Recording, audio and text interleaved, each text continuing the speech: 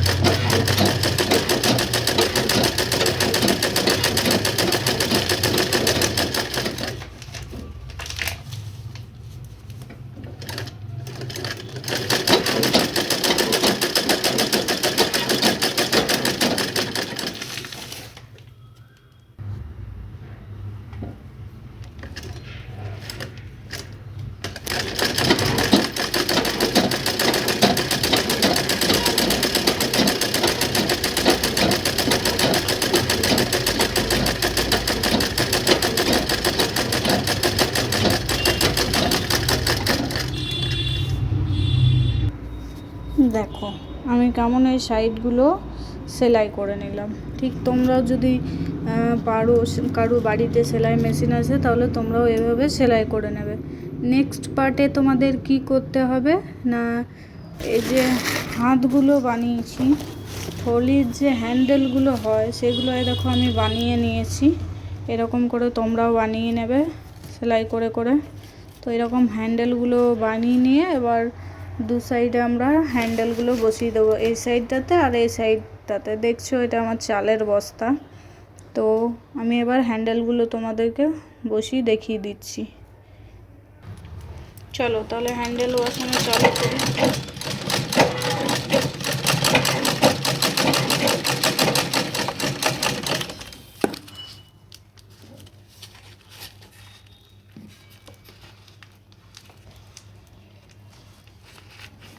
আমার হ্যান্ডেলগুলো খুবই ছোট হয়ে যাচ্ছে।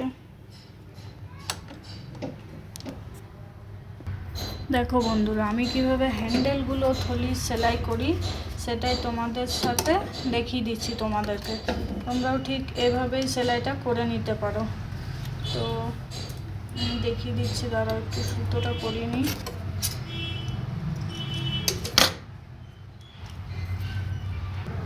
দেখো সেই বস্তারই কিছুটা অংশ কেটে নিয়েছি, তো সেইগুলো দিয়ে হ্যান্ডেলগুলো আজ আমরা বানাবো। তো হ্যান্ডেলগুলো দেখতে পাচ্ছি আমি কীভাবে সেলাই করে দিচ্ছি। এবারে এভাবে পুরো হ্যান্ডেলটা সেলাই করে নিতে হবে। এভাবে দুটো হ্যান্ডেলই আমরা বানিয়ে নেব।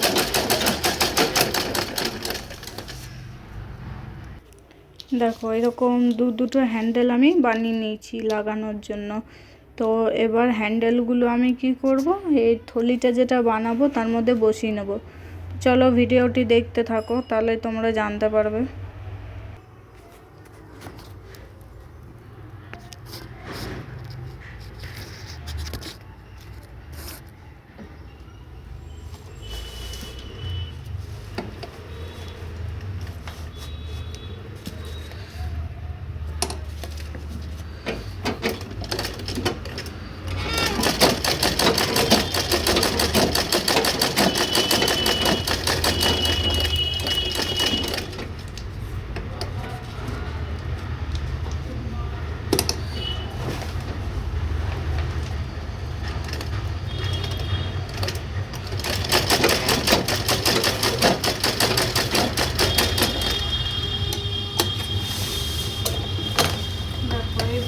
সেলাইগুলো দেবে যাতে হ্যান্ডেলগুলো মজবুত থাকে, ঠিক আছে? তো এখানে কেমন করে সেলাইগুলো দেবে না, এরকম ক্রস চিহ্ন সেলাই দিয়ে দেবে, ক্রস দিয়ে দেবে যাতে হ্যান্ডেলগুলো সব ঠিকঠাক থাকে।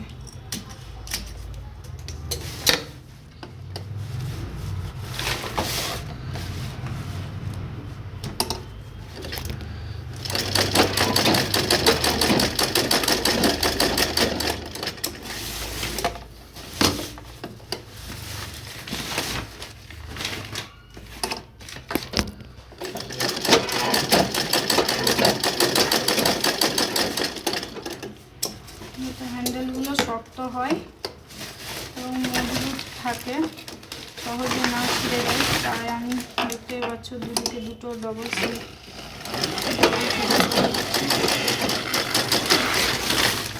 দেখে নিলে ঠিক এইভাবে আর একটা হ্যান্ডেল আমি বসিয়ে নেব। চলো দেখতে থাকো, আরেকটা হ্যান্ডেল আমি তাহলে বসিয়ে নিচ্ছি।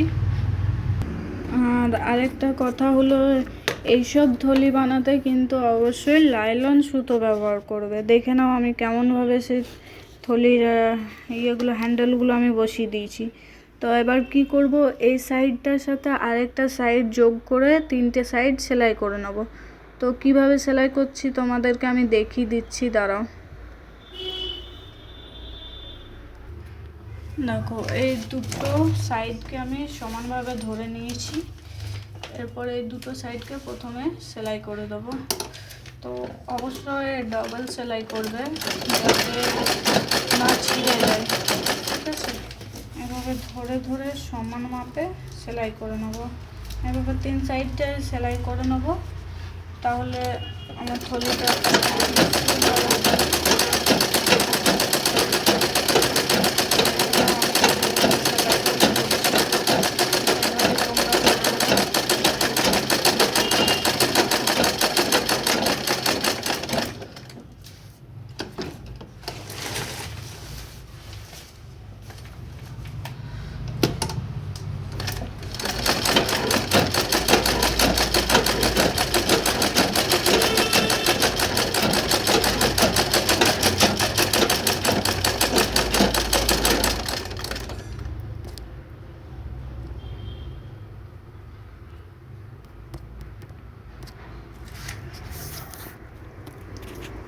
এইভাবে সেলাইটা করে নিচ্ছি আমি। তো দেখো বন্ধুরা, আমি আমার থলিটি বানিয়ে নিয়েছি একটি চালের বস্তা দিয়ে। কত সুন্দর একটি দেখো থলি আমাদের তৈরি হয়ে গেল। তো তোমরাও এটা ট্রাই করে দেখতে পারো। ভিডিওটি যদি ভালো লেগে থাকে অবশ্যই চ্যানেলটিকে লাইক, কমেন্ট, শেয়ার করে দিও এবং সাবস্ক্রাইব করে দিও। ধন্যবাদ। সবাই ভালো থেকো, সুস্থ থাকো এই কামনা করি।